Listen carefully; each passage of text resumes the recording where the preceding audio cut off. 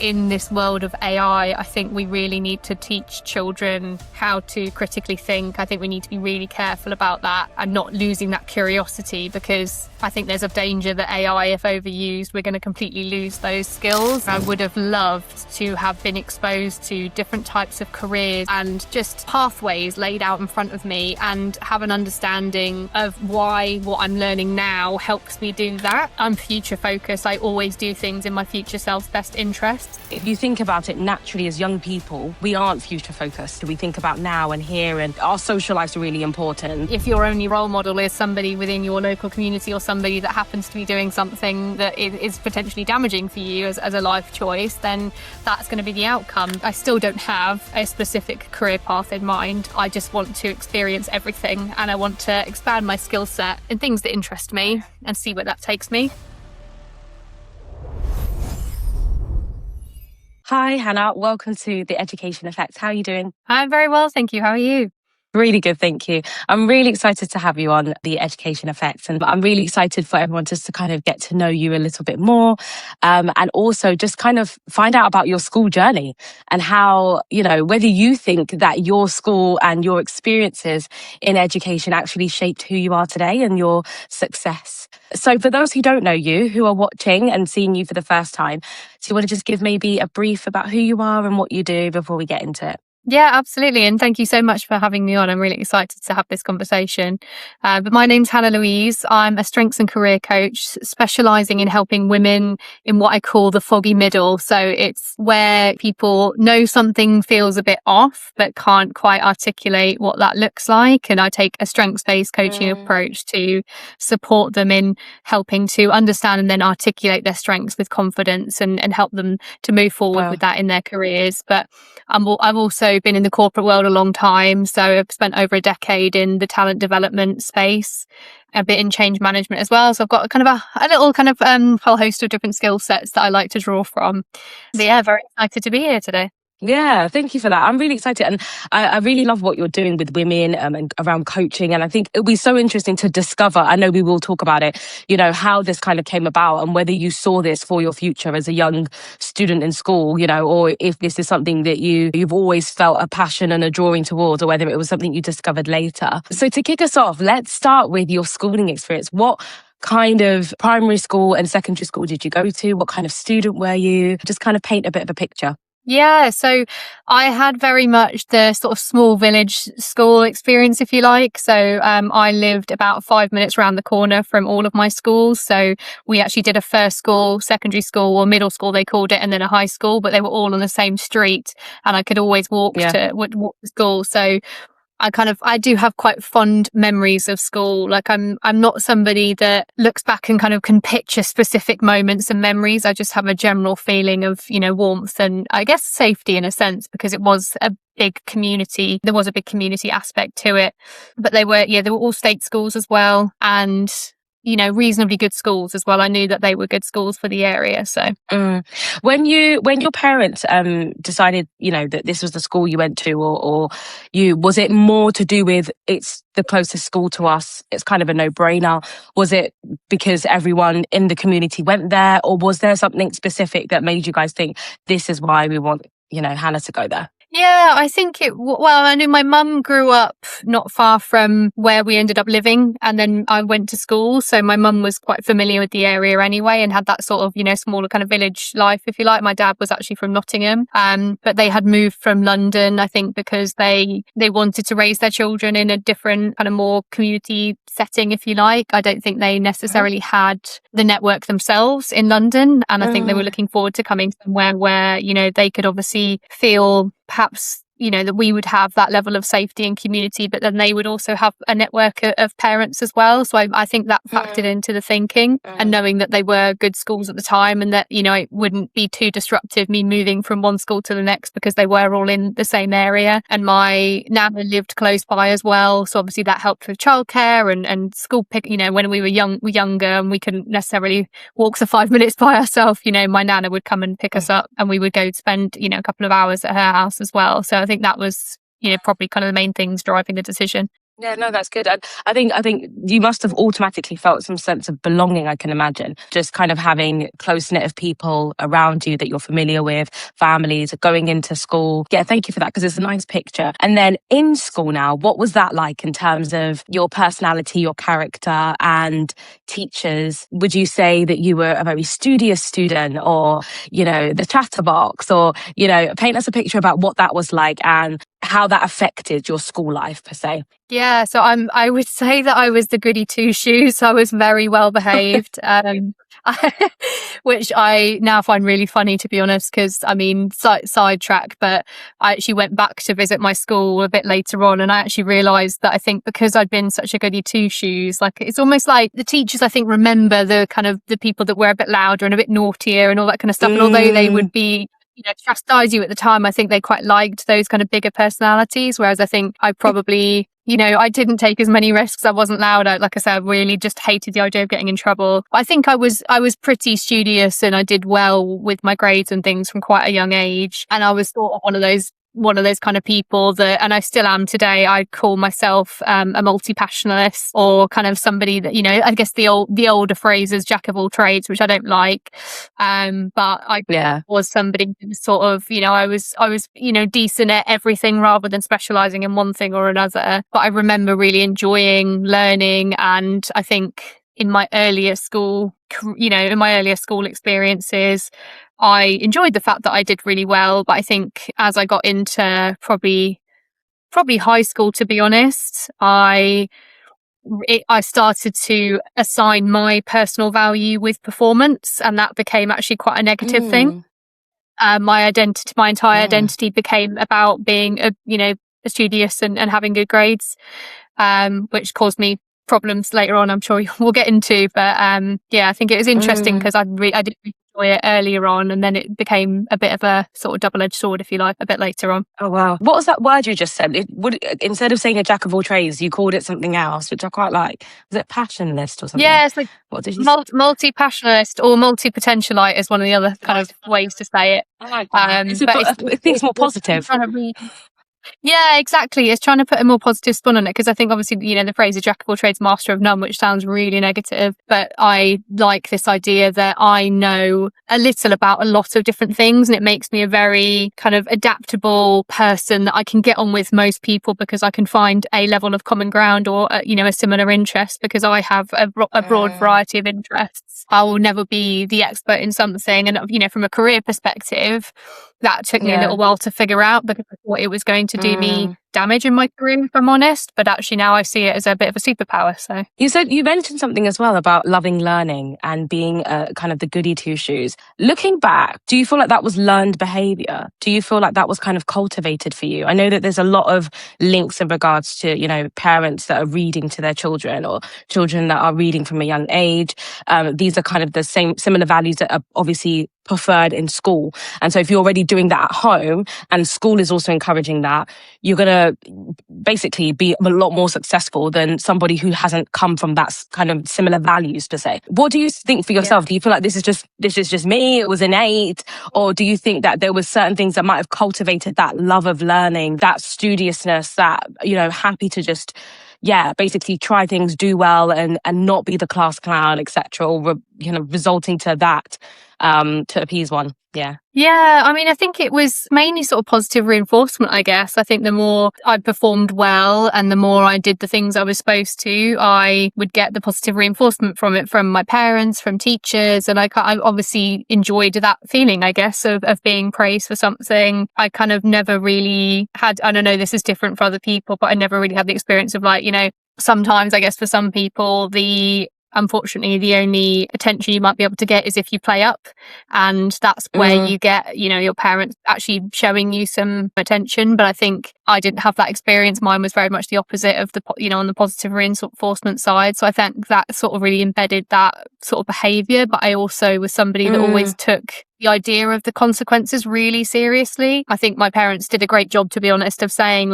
these, yes, you're going to be exposed to all of this thing, and these are choices that you're going to have to make and decisions that you're going to have to think really carefully about, but just know the consequences of your actions. And I think that's something that's kind of stayed with me my entire life. I'm very much, I'm future focused. I always do things in my future self's best interest. And I think that kind of was embedded within me from my parents, especially from a very young age. So I was always able to kind of say, is it worth me playing up or not doing something, knowing the impact it could have. So I think that's probably played a bigger part than I perhaps realized initially.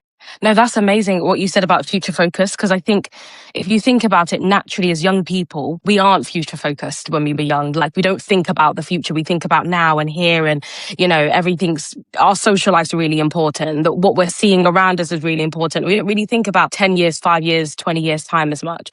And it's quite interesting because I had a similar episode with another guy, and he mentioned something similar as well about just really thinking about, does this actually help me for my future? And if it doesn't, then I'm not really going to partake in it. And it aligns really much with this, with research around the fact that if a child knows what they want to do in the future and how school can actually help them get there, they're going to be a lot more motivated, a lot more focused, a lot more diligent, and have better results because they can see the purpose of what they're doing and where it ends up. But then if you think about, a lot of children don't have a clue what they want to do in the future, don't have a clue where they can even imagine their lives. They're just kind of living on this YOLO, you only live once kind of thing. You can imagine kind of the opposite effect that's going to now have on their action. So I love the fact that we can kind of see that future-oriented thinking has actually really benefited you.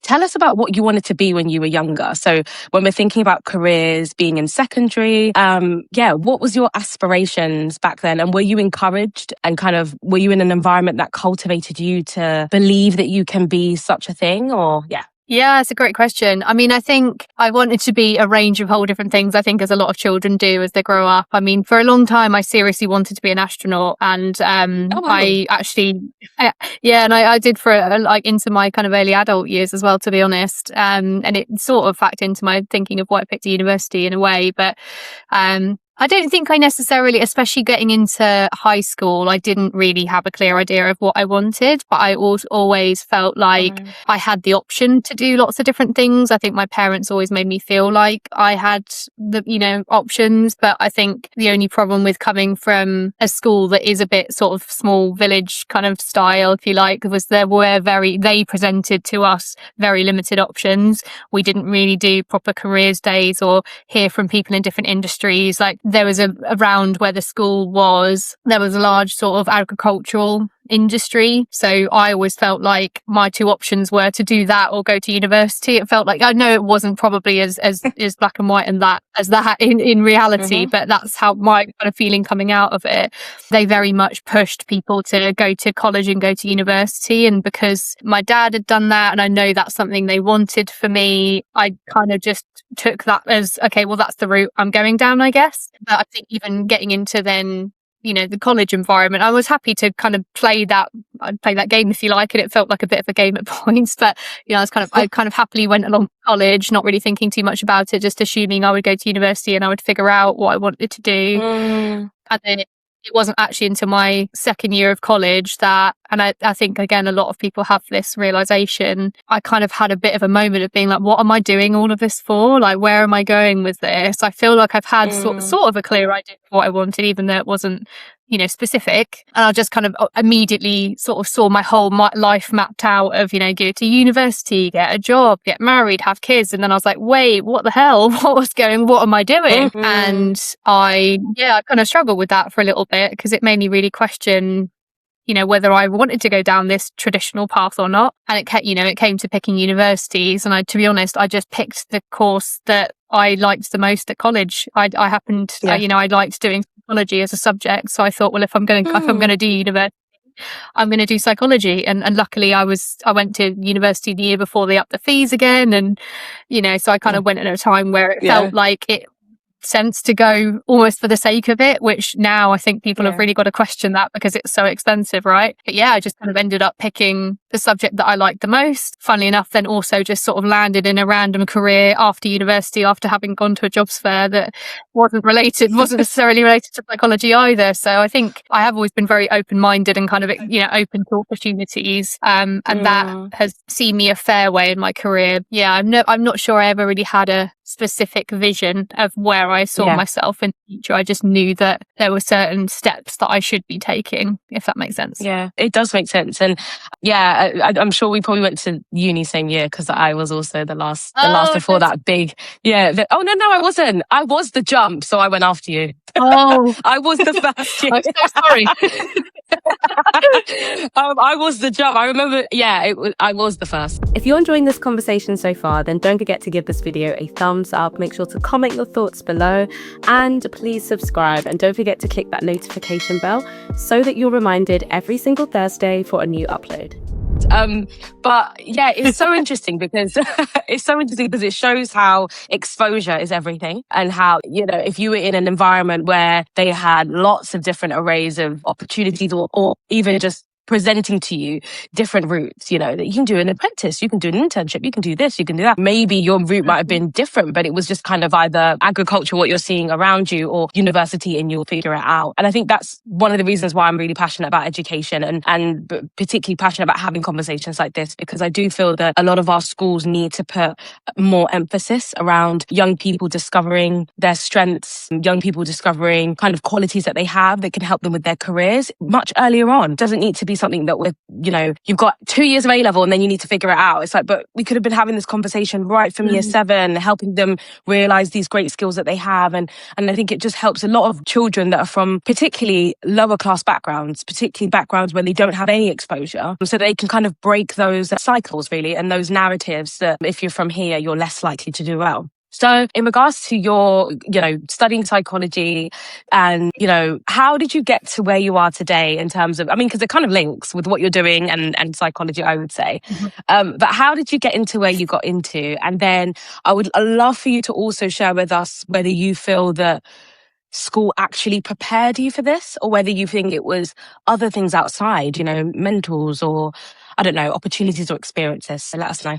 Yeah, absolutely. I think now I'm able to kind of look back and say that, psychology was my favorite subject, but I think that it was because I had this deep curiosity about myself as well as other people. And I think that has been a constant thread throughout my life now. And I appreciate that now, looking back in retrospect. But to be honest, I feel like I kind of hinted at earlier, I really enjoyed learning psychology. I loved it. It gave me a lot of really useful skills. But I knew quite early on into the degree that I didn't want to go down that route directly. I didn't want to become a clinical psychologist. I didn't know what I wanted to do, but I just knew it wasn't going to be that. And I remember going to a careers fair, I think in my 3rd or final year, and there was a stand there from TK Maxx head offices, and the woman at the stand basically just kind of stopped me. She said, "I really like your shoes," and we got chatting, and I thought, well, this sounds like a great place to. I love this person seems really nice, and I like what she's got to say. And I ended up doing, going for an interview there and doing the assessment day, and I really enjoyed it. I loved the vibe. It wasn't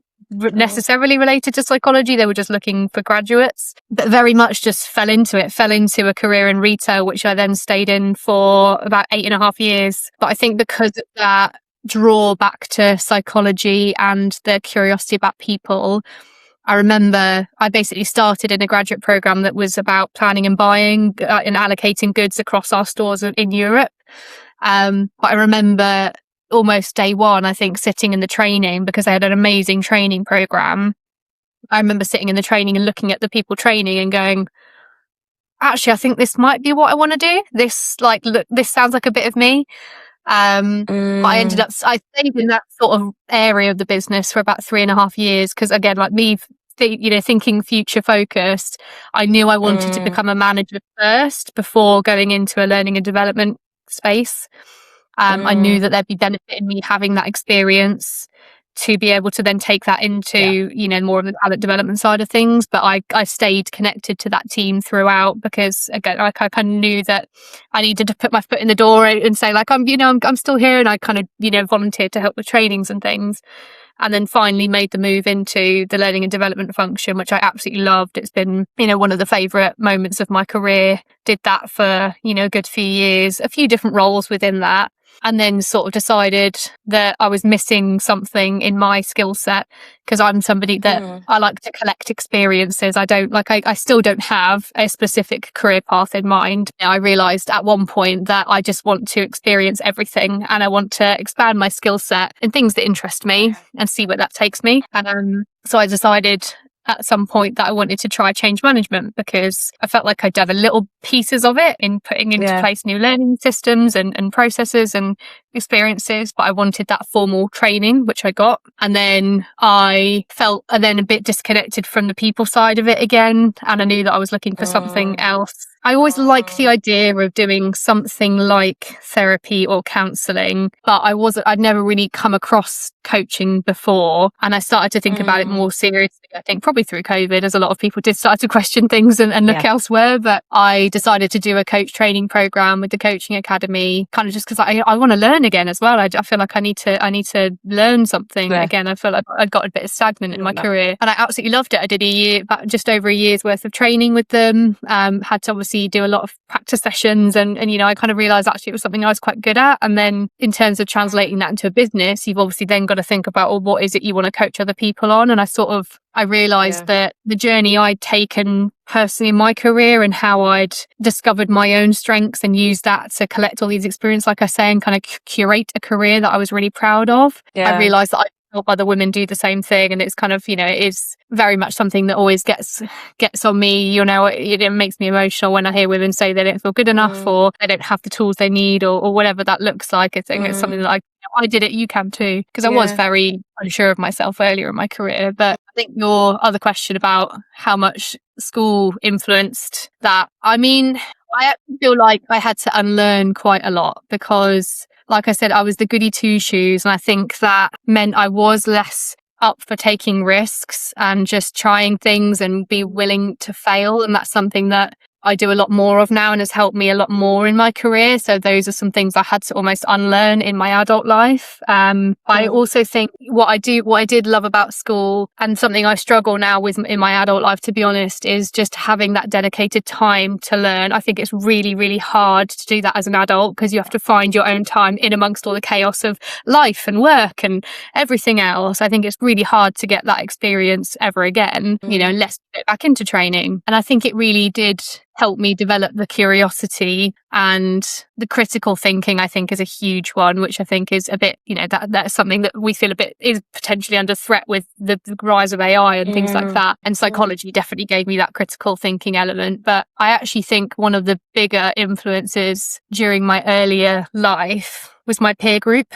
I actually think peer group makes such a colossal impact on who you are as a person and your personality, the way you move through the world. And I was really lucky to have a really great peer group, a really great set of friends that were very supportive. I felt safe, but also we were sort of competitive in a really healthy way. Like, we cared about grades, and we would talk to each other about revising and help each other out with studying and things. And I kind of compare that to, my brother, for example, had the same upbringing, but a very different friendship group. They would kind of take the bit out of each other for wanting to go and revise and do well, and he didn't have that same sort of encouragement. And I always look at the psychologist in me is like, oh, we had the similar upbringing, but very different peer experiences. So I think that is a huge thing. Wow, yeah. Peers really do influence a lot, don't they? We are influenced a lot.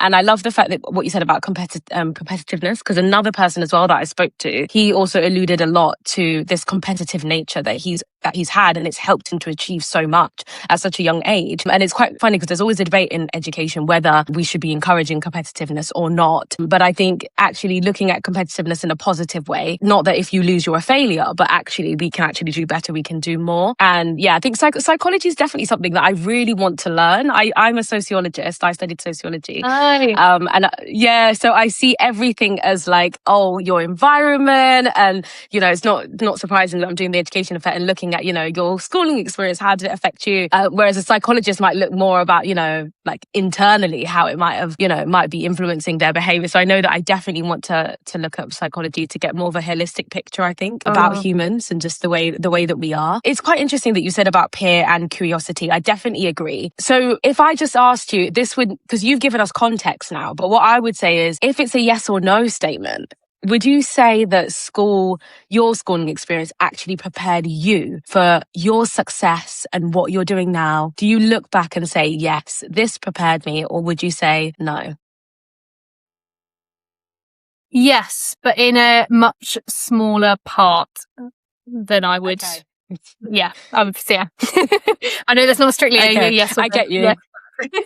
No, I Yeah. get you. So yes, but recognizing the elements that you just spoke about in terms of just the curiosity, the peer influence and things like that, but not yes in the sense of, it really I get what you mean. It's almost the hidden, in sociology, we call it the hidden curriculum. So it's like the hidden learning opportunities that are kind of guiding you instead of the subjects, and that really prepared you on your route, for example, I guess. Exactly that. Yeah. Okay, so I want to ask my last question. If you can go back to, your schooling experience, if you can go back in time, what do you think would have really helped you in achieving or really being successful and kind of reaching what you're doing now? But what do you think would have really helped you back then? And maybe looking at it in a wider perspective on what you think can even help other young people in schools. If schools maybe were more intentional about this, or maybe teachers were more intentional about that, what do you think, looking back, this would have helped you? Yeah, I mean, you sort of alluded to it earlier, but I think it's giving children exposure to the different options they have. And I know it's sort of endless and, it's difficult to achieve in reality. But I think if you're able to find somebody you can look up to, or find a role model or somebody that you see yourself being as an adult, there is then a clear path sort of set out for you and a way of going about getting to that point. I think that makes a huge difference because, like I said, I think I had that future focus, but not necessarily that specificity. And I would have loved to have been exposed to different types of careers or different types of people and just, pathways laid out in front of me and have an understanding of why what I'm learning now helps me do that. Yeah. Because I think, the school system is set up to almost make you a bit of a jack of all trades, right? It's like that. And it's just lucky that I'm that way minded anyway, and that suits me. But I think we shouldn't be shy of allowing kids to focus on something they're more interested in, especially if they can see it mapped out as like, this is a potential career I want to take. Therefore, I understand the value of doing these 3 or 4 subjects right now, and I'm going to put a lot of effort into it. I think that just helps kind of make it, make it more compelling. But I also think, like I kind of said before, in this world of AI, I think we really need to teach children how to critically think. I think we need to be really careful about that and not losing that curiosity, because I think there's a danger that AI, if overused, we're going to completely lose those skills. And I think that they have made such a big impact on my career, and something I value from the school experience right through to, college and university as well, that I really want the education system to take that very seriously. I think those are 2 things that I think are vitally important right now. It's quite interesting because I do definitely agree, and I think maybe schools can pay a bit more attention on training children on how to use AI in a critical way. Because I'm even thinking about, for example, like me, if I need to check something on ChatGPT, I ask ChatGPT like really great effective questioning. Like I'm like, yeah, but no, what about this? Well, actually, this could, and I don't just accept it. And I think if we kind of train people to do that, where even though yes, AI might write something or review something for you, you're also using your brain to write prompts and actually question and interrogate it. And so, I do hope actually, like what you said, that they are teaching that, because one could say that that's because I'm a millennial, and millennials, we didn't grow up on this. So naturally we are a bit more critical thinking than if you were born now, where everything is literally at your fingertips. And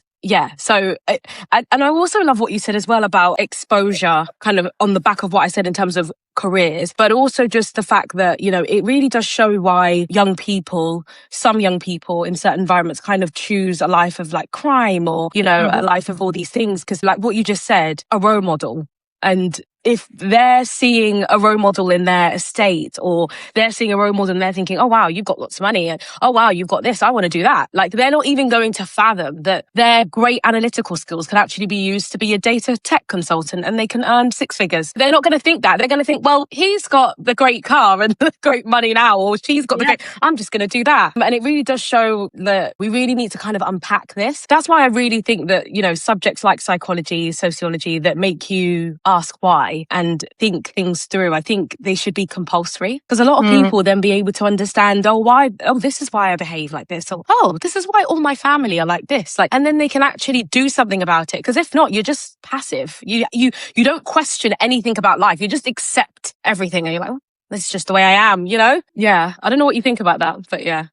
Yeah, I totally agree. And I also really love what you said about, we are going to look for role models regardless of where they are. So if your only role model is somebody within your local community, or somebody that happens to be doing something, you know, that is potentially damaging for you as a life choice, then that's going to be the outcome. But I think if we can expand those role models and give different options, I think it's hugely powerful. And I think it kind of, the AI thing also reminded me, I saw a little while ago, I can't remember where I saw it now, but I thought it was an amazing idea. A teacher had basically said, what we're going to do is we're going to tell them, we're going to give you an essay question or an exam question, go and get AI to write it for you, and then bring it into class the next day, and we will discuss what we think about the answer and why it's not a good answer, and why we could expand on certain things, debate about different perspectives on it. And I was like, oh, that's genius. That is absolutely genius.